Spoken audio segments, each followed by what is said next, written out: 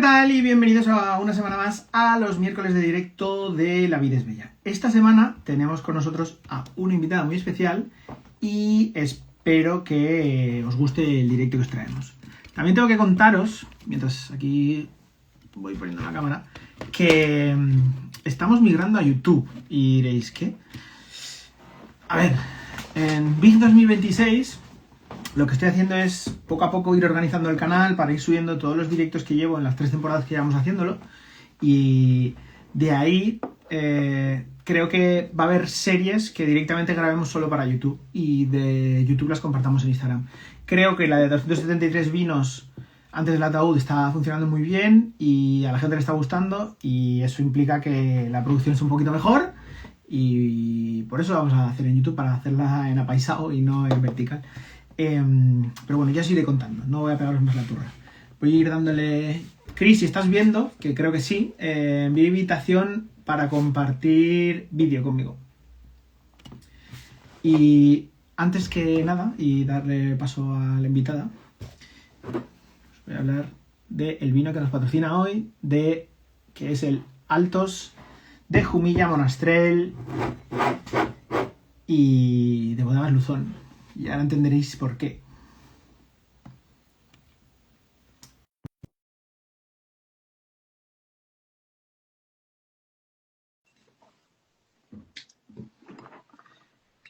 Hola, partner, ¿cómo estás? ¿Qué pasa, Gris? ¿Cómo estás? Ya estoy. Hola. Dice, vale, ya estoy, vamos aquí. Check. Es la primera vez que hago un directo, no sabía cómo se iba añadiendo ni nada. Claro, yo te he visto entrar y te he visto que no me envías solicitud y digo, vale, le voy a decir que la envíe y así. ¿Qué tal? Muy bien, ¿y qué tal vos? Muy bien. Recién llegada de la bodega, o sea que ya en el mood.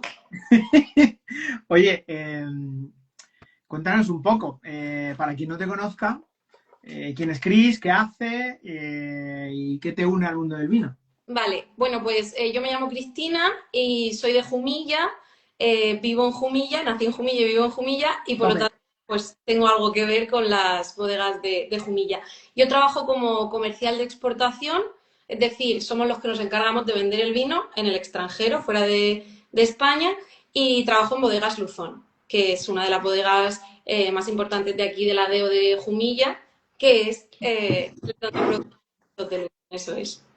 Muy bien. Oye, Chris, ¿y cómo se te dio por el vino? ¿Qué Pues pasó por ahí? Pues el vino, yo Like, venía de visita y me quedé. yo me... Tal cual, ¿no? Sí, sí, tal cual. Yo terminé de estudiar, yo estudié inglés bueno, filología inglesa, Vale. en Madrid y volví a casa un tiempo típico cuando terminas la universidad como para De no sé qué hacer con mi vida. encontrar tu camino y necesitaba un trabajo de fin de semana. Empecé en Luzón haciendo visitas los fines de semana, sábados y domingos, hasta que me ofrecieron exportación, porque claro, yo pues, Por lo dominaba que sea, pilotabas inglés. eso es. Y estuve un tiempo pensándomelo, me costó, pero al final, oye, y llevo ya, en 2018 empecé en las visitas Cuidado, y en 2000, justo después de la pandemia, empecé en exportación, o sea que ya son pues, 8, 7 años, creo, ¿no? Ojo, que parece que no, pero ahí estás, ¿eh? Mucho tiempo ya. Oye, Chris, y dentro de... Luego entraremos un poco más en detalle y tal, pero dentro del sector de la exportación, ¿cómo crees que está el vino español fuera? Pues a ver, el vino español es muy valorado en el extranjero. Ujú. Depende, yo por ejemplo llevo mercados en Asia, llevo también Reino Unido y Latinoamérica. Oye, Entonces, que por te hemos ejemplo, bicheado en Brasil, que te las pasas de puta madre. pero he trabajado también, ¿eh? En Ya, Bogotá, ya, sí, sí. Bayo, Sí, pero esto es lo digo que le dices a tus padres. No, me va a Brasil, pero es por curro. pero por curro, efectivamente.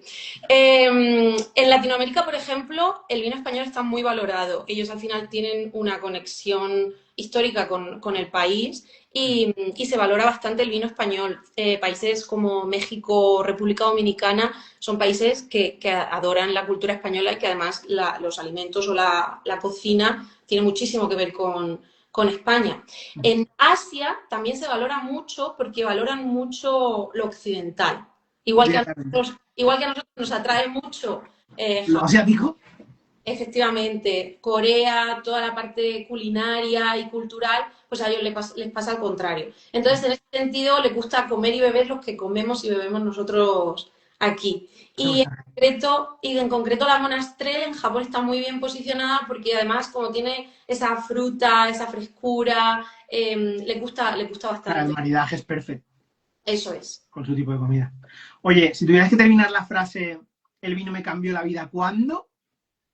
Cuando lo conocí, siempre digo que cuando empecé en Luzón, yo tenía 24 años y yo pensaba que el vino rosado era la mezcla del blanco y el tinto. Bueno, es bastante común, ¿eh? Aunque creas que no. Eso es. Entonces, poco a poco, al ir conociendo el mundo del vino, al principio desde la parte de visitas, luego ya desde la parte comercial, el aprender, el ver todo lo que hay detrás. Todo eso, pues la verdad que me cambió la vida porque yo tenía un camino planificado y luego fue Y me otro. lié. Sí, ya te digo, venía de visita y me quedé. Oye, normalmente a la gente que viene de bodegas intentamos que no diga el de su propia bodega porque está feo, porque sabemos que lo tuyo te gusta. Si no, Ajá, si no, no estarías ahí, ¿vale? ya. Pero si tuvieras que decir un vino que haya marcado tu vida, ¿cuál Ujú. sería y por qué? Pues quitándote obviamente mi bodega, cuando empecé ya a conocer más el mundo del vino, pues obviamente siempre empiezas por lo que tienes alrededor. Entonces, pues España fue lo que primero abarqué.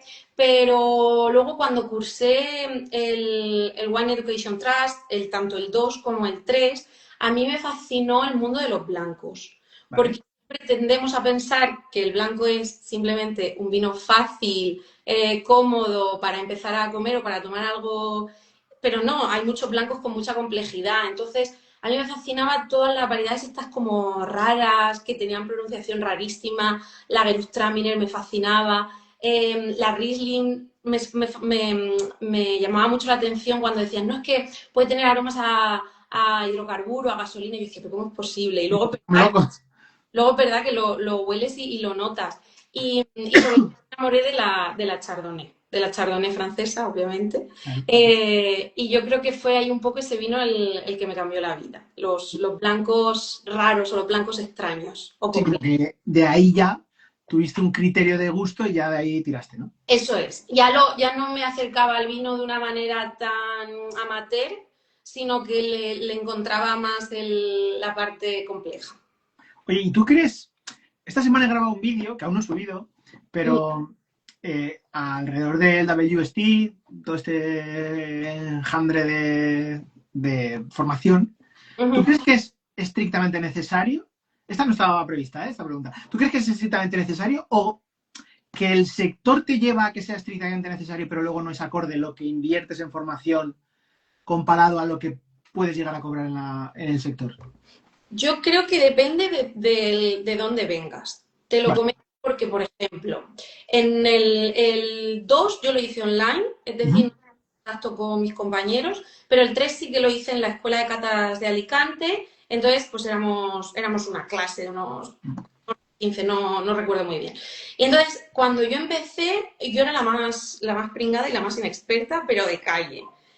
Y tenía compañeros que tenían una importadora, que llevaban 20 años catando vino, que conocían y sabían muchísimo. Y probablemente esa persona, sin hacer el curso, podría haber seguido trabajando y teniendo su importadora Tal y teniendo cual. conocimiento de vino. En cambio, a mí sí que me vino muy bien porque me hizo profesionalizar toda la información que yo a lo mejor venía de adquirir de la bodega, porque obviamente en la bodega pues tenemos formaciones, Mm. pero que te abre la visión a nivel internacional, porque Ujú. conoces climas, regiones, Sí, sí, eso está, o sea, en ningún momento dudo de que obviamente te amplía miras. Ah, Hasta aquí, ok.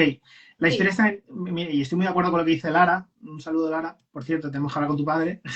Eh, que dice, yo creo que a veces gastas más en formación para luego lo que cobras, aunque también depende de dónde trabajes. está muy bien tirar de dónde trabajes porque hay bodegas que o grandes grupos que sí que lo valoran Ujú. y también si es, por ejemplo, tu caso, vienes de filología inglesa, pues entiendo que tienes que hacer una inversión, o sea, una inmersión, perdón, en decir, vale, es que me quiero dedicar al vino y no sé ni por dónde empezar. Pero esa misma gente que estaba haciéndolo contigo y es un buen ejemplo, pues eso, que tenía una importadora, que llevaba 20 años catando, que conocía lo que estaba haciendo, creo que no es necesaria la titulitis que se tiene dentro del sector en ese sentido. Mi Vale. opinión, ¿eh? No, pensaba que la pregunta era que si servía académicamente. Creo que puedes seguir trabajando en el mundo del vino sin tener el título y no creo que vaya a afectar, no creo que sea Totalmente, un título ultra relevante para tenerlo en cuenta a nivel salario. totalmente, totalmente. Creo que se invierte más de lo que luego repercute el salario. Que sí, que a largo plazo puedes recuperarlo, ok, pero los primeros no creo. Que si la idea es cobrar más a raíz de sacarte el wine set 2 o el 3, no. Sí, Spoiler, no. o sea, esto es lo típico de que si quieres aprender, Oye, Cris, a tu yo de hace 10 años, ¿qué uh-huh. consejo le darías? A mí yo de hace 10 años, pues hace 10 años justo estaba terminando la carrera en 2016 y le diría pues que siga donde la va llevando un poco el camino. Yo en Que ese, fluya, yo en ese momento, yo estudié en Madrid, que es obviamente muy diferente a Jumilla, que es una ciudad pequeña, por lo que y sea. tenía mucho miedo como a sentirme enclaustrada o agobiada por volver. Y luego al final resulta que no, que estoy viajando por todo el mundo en un trabajo que yo no sabía que existía y que lo he encontrado a 20 minutos, no, a 20 minutos de mi casa, no, literalmente a 3 minutos Ya de mi ves. casa. Entonces, que no tenga prejuicios en ese sentido, que al final acabas colocándote. Muy bien. Oye, ¿por qué crees que los profesionales del mismo sector, en la misma ciudad, no Sí. se suelen ayudar mucho? O no se ayudan tanto entre ellos. A ver, realmente, Qué obviamente, suerte. Sí. realmente estamos en un sector competitivo porque obviamente pues estamos vendiendo y tú estás vendiendo algo parecido a lo mío. No creo tanto como que no nos ayudemos.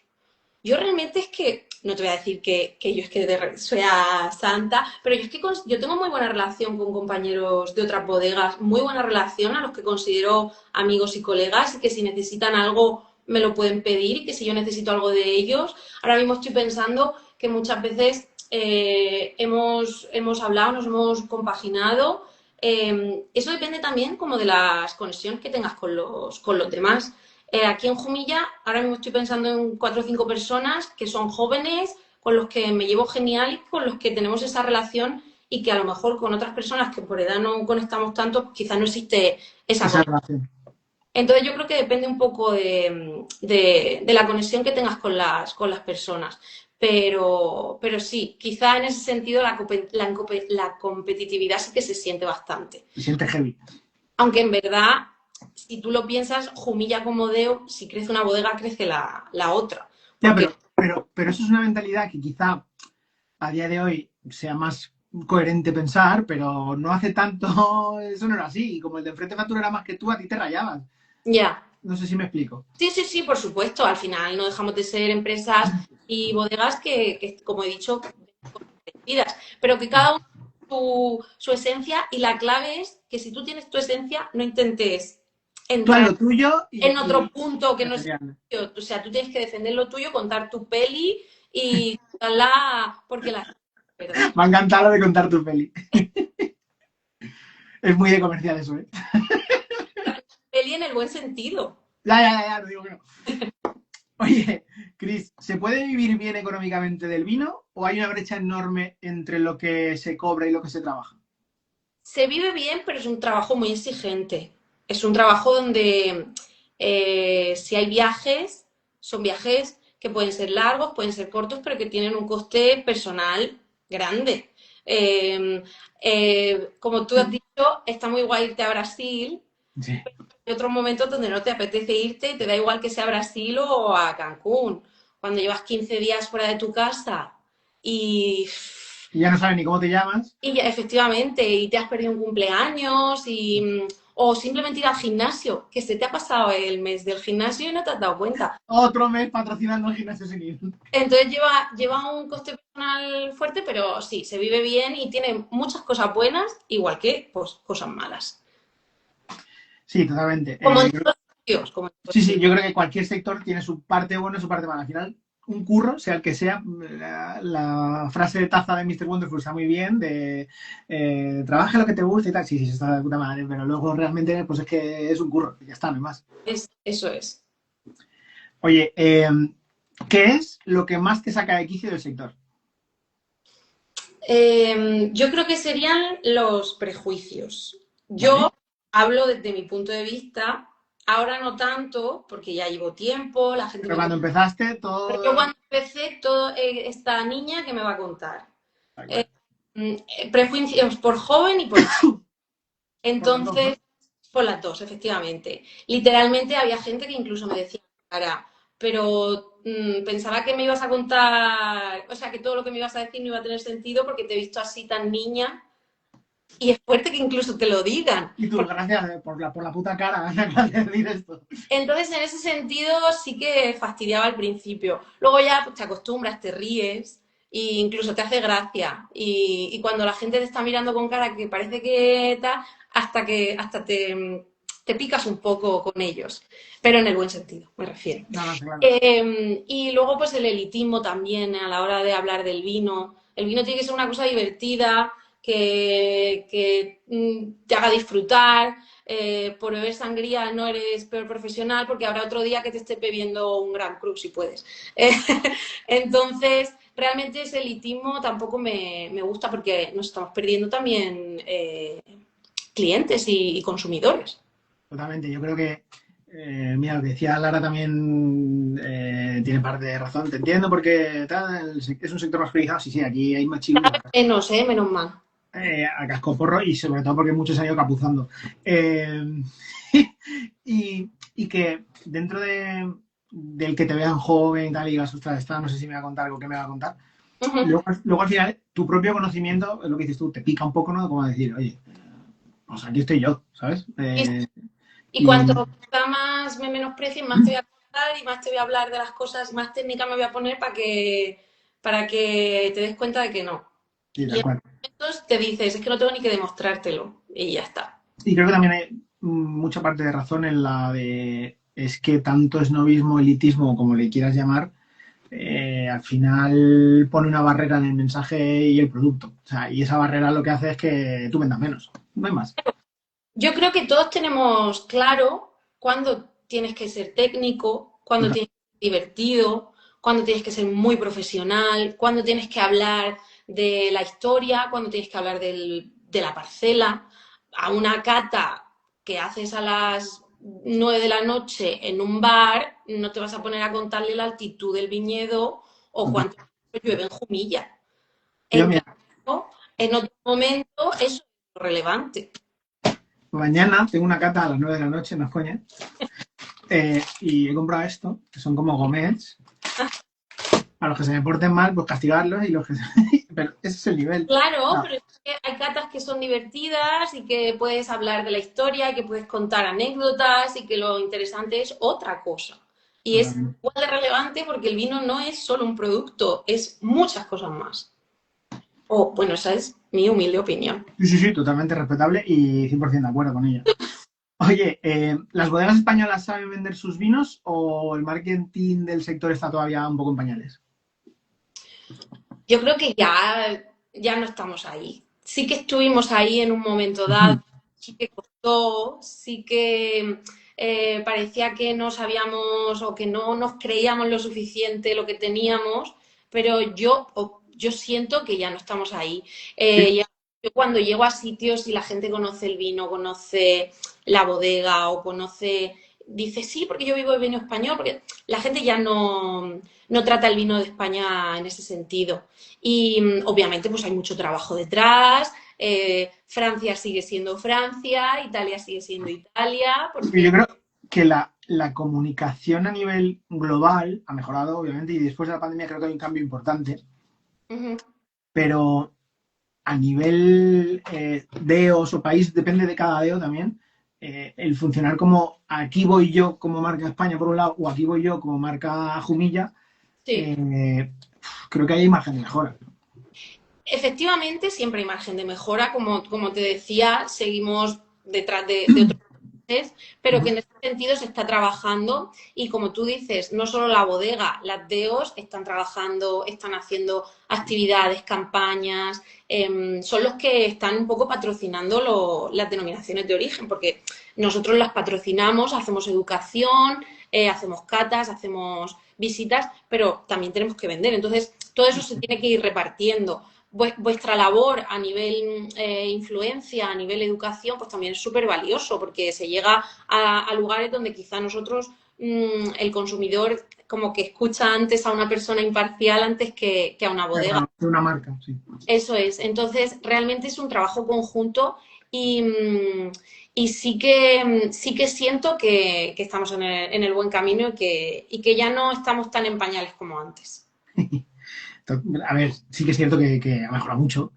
Y lo único que a mí, yo por ejemplo, tengo una espina porque he estado muchos años en el sector y Ujú. después de pasarme al otro lado de la pantalla, ¿no? Por así decirlo, Sí. eh, hay un cambio enorme, está claro, pero creo que hay grandes dedos con grandes presupuestos detrás para poder hacer cosas muy guays Ujú. y que las campañas que se hacen son una castaña. O sea, a nivel marketing, ¿eh? No a nivel, o sea, a nivel visual Ah, de la última de Rioja y sé que también estás en el ajo, joder, me parece una puta mierda. O sea, siendo majo. O sea, la de Bebete en Rioja, tal, no sé qué. O sea, es que son campañas que dices, ostras, esto.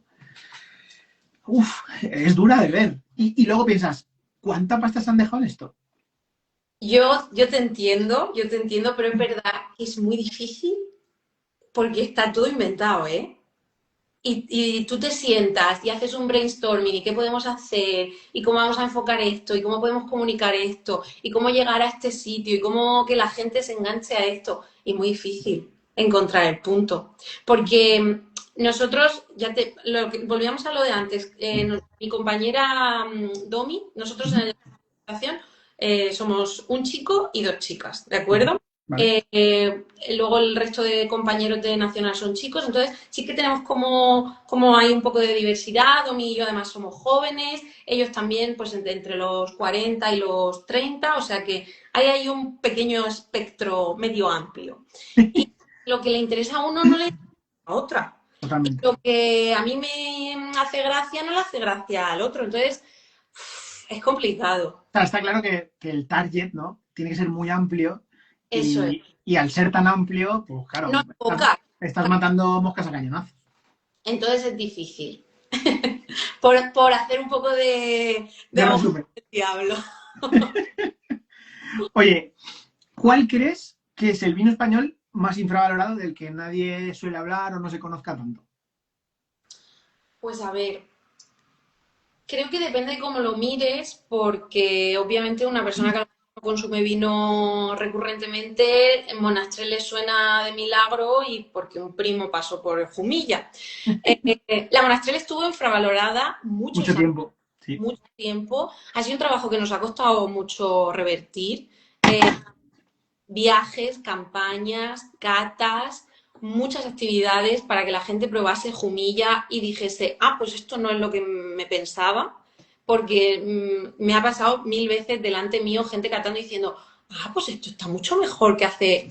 Entonces, en ese sentido, creo que nos hemos quitado un poco esa etiqueta Ujú. nosotros y estamos muy contentos.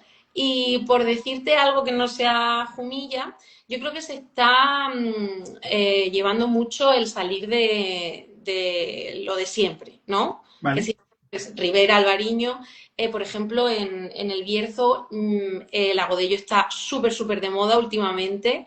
Mencía, Bobal, son variedades que están apareciendo cada vez más.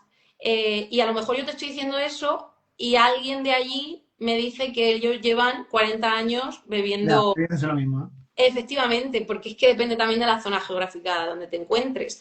El otro día con los compañeros, la Sierra de Gredos estaba haciendo vinos increíbles.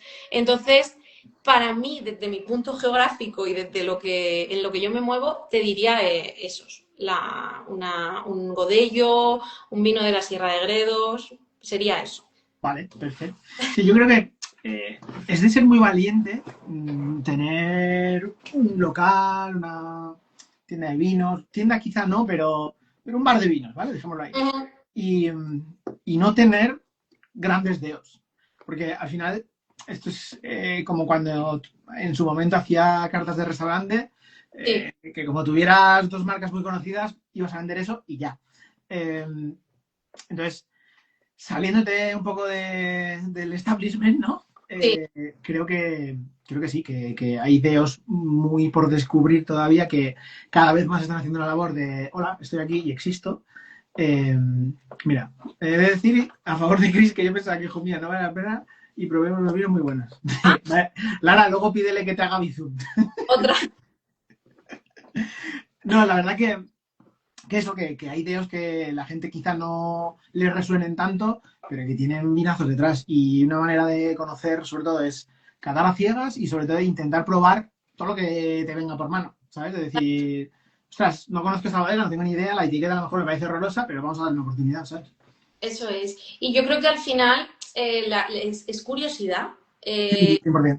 Entonces, si a ti te apetece tomarte un vino, ¿qué te cuesta probar algo nuevo? Si es Tal que cual. si descubres algo maravilloso, podrás probarlo muchas más veces. Y si descubres algo horrible, ya sabes que no Y tienes que, de ahí nada. que no tienes que pedirlo la próxima. Tal cual. Ya te digo, esta labor de cristianizar ha sido dura. Yo al final llevo 8 años en el mundo del vino, esto viene de antes. Entonces era literalmente cristianizar sobre la monastrell.